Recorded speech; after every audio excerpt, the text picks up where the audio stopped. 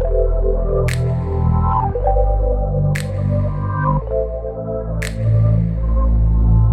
Everyone, இன்றைக்கி நம்ம சக்கரவள்ளி கிழங்கு யூஸ் பண்ணி எப்படி போலி பண்ணுறதுன்னு பார்க்க போகிறோம்.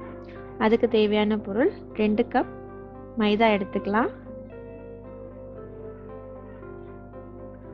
1/2 டீஸ்பூன் மஞ்சள் பொடி சேர்த்துக்கலாம்,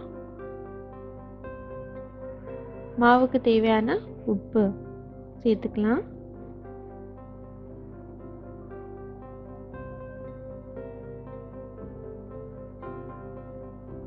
இதை நாம் நல்லா கலந்து கொடுத்துக்கலாம்.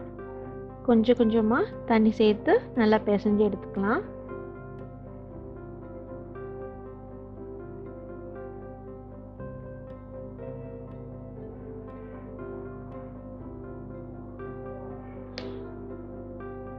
இதில் நாம் 1 ஸ்பூன் நல்லெண்ணெய் விட்டு பிசைஞ்சிக்கலாம்.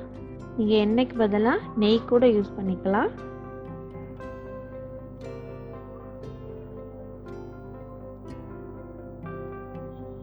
இதை நல்லா பிசைஞ்சாச்சு. இது குறைஞ்சது 1 மணி நேரமாவது நல்லா ஊறணும். இது அப்படியே இருக்கட்டும்.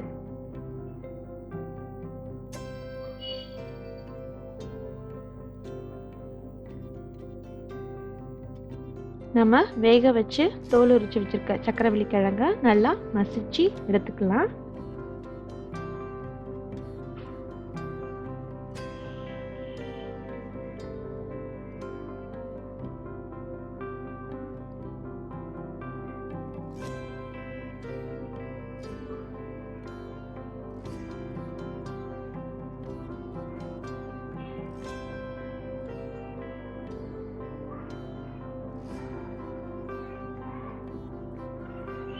இதில் நாம் மசிச்சு வச்சுருக்க வெல்லத்தையும் சேர்த்துக்கலாம்.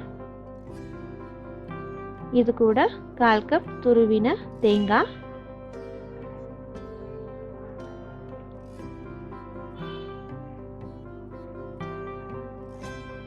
கொஞ்சமாக ஏலக்காய் பொடி,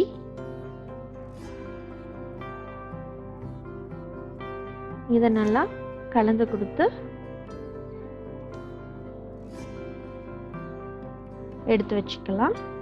இப்போ நாம் வாழை இலை இல்லைன்னா இந்த மாதிரி பட்டர் பேப்பரை யூஸ் பண்ணி நாம் ஒரு போலியாக இட்டு எடுத்துக்கலாம்.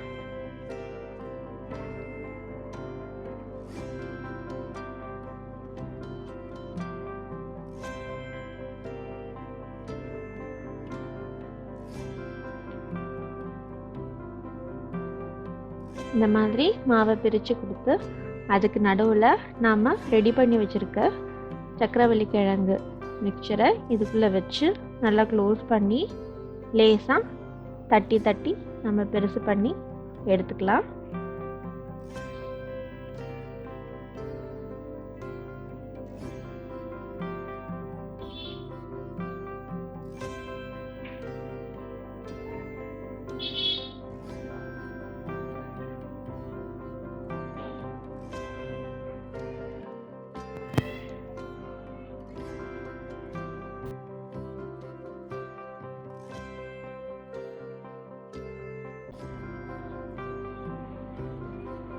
நான் மறுபடியும் செஞ்சு காட்டுறேன். இந்த மாதிரி கையில் கூட வச்சு நீங்கள் நடுவில் ஸ்டஃப் பண்ணி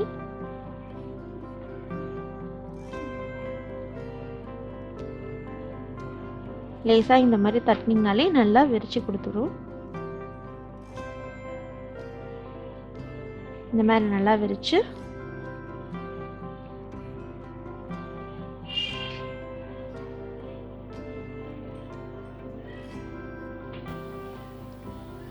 தவாவில் போட்டு 2 பக்கமும் நல்லா செவக்க ரோஸ்ட் பண்ணி எடுத்துக்கலாம். அவ்வளோதாங்க, நம்மளோட சக்கரவள்ளி கிழங்கு போலி ரெடி ஆயிடுச்சு. இந்த வீடியோ பிடிச்சிருந்ததுன்னா மறக்காமல் சப்ஸ்கிரைப் பண்ணுங்கள். தேங்க்ஸ் ஃபார் வாட்சிங்.